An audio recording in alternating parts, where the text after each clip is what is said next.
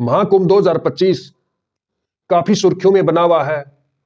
कभी बात सामने आती है कि करोड़ों श्रद्धालु वहां डुबकी लगाने के लिए आ रहे हैं, वहां स्नान करने के लिए आ रहे हैं, वहां आस्था में आ रहे हैं। कभी वहां आग लग जाती है, तो कभी बड़ा हादसा हो जाता है। और वर्तमान में हुए बड़े हादसे के कारण भी दुनिया भर में महाकुंभ की झलक दिखाई दे रही है। ऐसी झकझोर देने वाली घटनाएं साबित हो रही हैं। उसी के बीच आपने सुना होगा, पूर्व एक्ट्रेस ममता कुलकर्णी ने भी महामंडलेश्वर की उपाधि धारण कर ली थी और किन्नर अखाड़े में उनको महामंडलेश्वर की उपाधि दी गई थी। लेकिन कुछ आपत्तियों के बाद, रामदेव और धीरेन्द्र शास्त्री की आपत्तियों, ये अन्य काफी बड़े लोगों की आपत्तियों के कारण उसकी जो उपाधि है वो फिर से छीन ली गई और किन्नर अखाड़े से महामंडलेश्वर लक्ष्मी नारायण त्रिपाठी को भी निकाल दिया गया। महामंडलेश्वर बनाए जाने के बाद हुए अपमान पर ममता कुलकर्णी गरजी दिखी। पूर्व एक्ट्रेस महाकुंभ में हुए हादसे का जिक्र करते हुए इमोशनल भी हो गई। ममता कुलकर्णी को महामंडलेश्वर बनाया तो वे कई लोग की आंखों में चुभने लगी। बाबा रामदेव और बागेश्वर धाम सरकार धीरेन्द्र शास्त्री ने उन्हें पदवी दिए जाने पर सवाल उठाए। उन पर 12 करोड़ देकर महामंडलेश्वर का पद खरीदने का आरोप भी लगा। ममता कुलकर्णी ने एक इंटरव्यू में तमाम सवालों के जवाब भी दिए और महामंडलेश्वर बनने के बाद हुए अपमान पर नाराजगी जताई। उन्होंने महाकुंभ में हुए हादसे की आपबीती बताई और खुद को महाकाली का स्वरूप बताया दिया। महाकाली का स्वरूप बताया। ममता कुलकर्णी जब महामंडलेश्वर बनी तो उन पर आरोप लगे कि उनका धार्मिक रूप एक ड्रामा से ज्यादा कुछ नहीं है, जो थोड़े दिनों तक चलेगा। आरोप पर पूर्व फिल्म स्टार ने आपकी अदालत में कहा, 23 साल की मेरी तपस्या है, यानी मैं 23 साल से गायब थी। मैंने 2000 से 2012 तक कड़ी तपस्या की। कहते हैं न, महामंडलेश्वर कोई बनता नहीं। अगर आप तो होते तो असल में भगवा वस्त्र धारण नहीं करना चाहती थी। मैं किसी चीज में बंधना नहीं चाहती थी।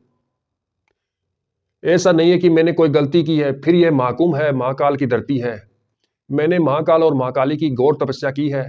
कभी कभी लगता है कि मेरे अंदर से प्रचंड चंडिका बाहर आ जाती है। ममता कुलकर्णी पर सबसे ज्यादा विवाद उन्हें किन्नर अखाड़े का महामंडलेश्वर बनाए जाने पर हुआ, जबकि वे किन्नर नहीं है। पूर्व एक्ट्रेस ने इस आरोप पर कहा, मेरी इच्छा ही नहीं थी कि मैं किसी पदवी से बंध जाऊं। मैं प्रचंड चंडिके का आतन स्वरूप हूं। कुछ लोग हास्य विनोद कर रहे हैं, उधर के जगत गुरु हैं। मैं उनका नाम नहीं लूंगी, वरना उनका नाम मेरे विवाद के साथ जुड़ जाएगा। मैं महाकुंभ में स्नान के लिए भारत आई थी। मैं महामंडलेश्वर बन गई थी। दोपहर तक उसकी तैयारियां हो रही थी। मेरे लिए रथ होता था, छतरी होती थी और छड़ी होती थी। उसकी तैयारी नहीं होती हुई थी और यह सब लोग चले गए थे। ममता कुलकर्णी ने आगे कहा, सब महामंडलेश्वर और 1000 रथ स्नान के लिए 12 बजे से निकल गए थे। मैंने 23 साल तक तपस्या की और मुझे इन लोगों ने पीछे रख दिया। मैंने उनसे कहा कि आप जाएं, मेरे साथ विवाद है। लेकिन मेरे अंदर से जो, जैसे कि मैंने बताया कि प्रचंड चंडिके 12 आदि शक्ति सदा शिवाय धीमी प्रचंड चंडिके जो हैं वह ऐश्वर्य स्वरूप में हैं। उसकी 64 योगिनी होती हैं। मैंने 23 सालों से इसे जागृत करके रखा है। उसको यह सहन नहीं हुआ कि मैं पीछे रहूं। पूर्व एक्ट्रेस महाकुंभ की आवृत्ति सुनाते हुए इमोशनल हो गई। वे बोली, मुझे सिर्फ यह दुख है कि यह सब अहंकार और यह सब रथ छत्तर और छड़ी के पीछे जो मर्थ है वह मेरा स्नान रह गया। मैं बहुत रोई, मैं रो रही थी। सब कुंभ में स्नान के लिए खड़े हो गए थे। 3 बजे वहां के मुखिया का फोन आता है कि आप महागौरी हो, आप महाकाली हो। मैंने पूछा कि क्या हो गया। उन्होंने कहा कि पूरा स्नान स्थगित हो गया। सभी वहीं के वहीं खड़े रह गए। मैंने पूछा, और क्या हो गया। बोले कि हम 10 किलोमीटर पैदल चलकर वापस आ रहे हैं। ममता कुलकर्णी ने महाकुंभ के में भगदड़ की और संकेत देते हुए कहा, मैं महाकाली हूं। जिस संगम में आप डुबकी मार रहे हो वो मैं ही हूं। आपने उसका पीछे कैसे छोड़ दिया।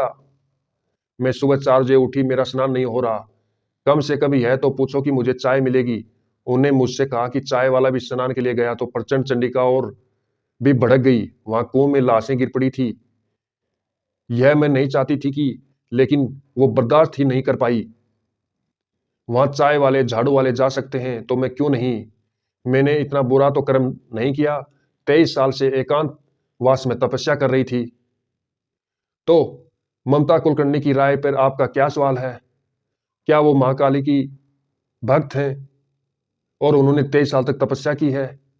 कमेंट बॉक्स में जरूर राय दें। और बाबा रामदेव गुरु और धीरेन्द्र शास्त्री के दिए गए बयानों में क्या सच है और क्या झूठ है, अपनी राय व्यक्त करें और चैनल को लाइक करें, चैनल को सब्सक्राइब करें। धन्यवाद।